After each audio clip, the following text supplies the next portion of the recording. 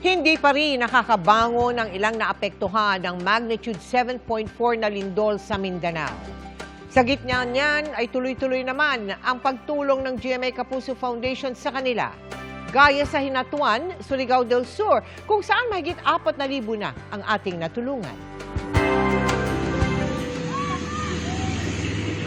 Ginising ng takot sa gitna ng mahimbing na tulog ang mga residente sa Barangay TV, Hinatuan, Surigao del Sur, sa pagyanig ng magnitude 7.4 na lindol.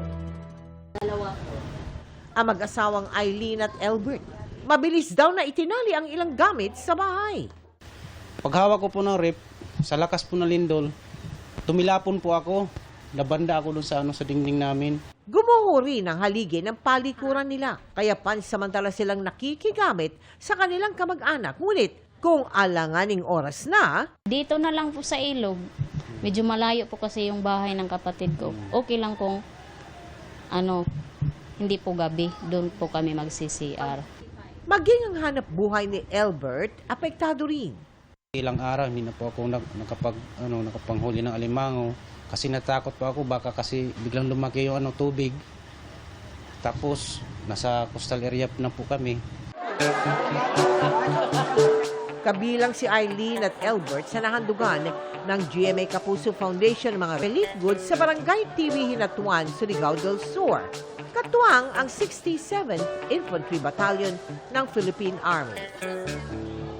Maraming salamat po sa lahat ng partners na nakiisa sa ating isinagawang Operation Bayanihan. Sa kabuuan, 4,000 individual ang ating natulungan. Mga kapuso, matapos yanigin ng lindol ang malaking bahagi ng Mindanao, maraming infrastrukturang nawasak. Tumatanggap po kami ng donasyon para makapagpatayo ng mas pinatibay na Kapuso Tulay at Kapuso Classroom sa kanilang lugar. Sa mga nais makiisa sa aming mga project, maaari po kayo magdeposito sa aming mga bank account o magpadala sa Cebuana Loelier. Pwede ring online via GCash, Shopee at Lazada. Mga kapuso, kasama nyo kami 24 oras. Mag-subscribe sa GMA Integrated News sa YouTube. Sa mga kapuso abroad, bisitahin ang GMA Pinoy TV at www.gmanews.tv.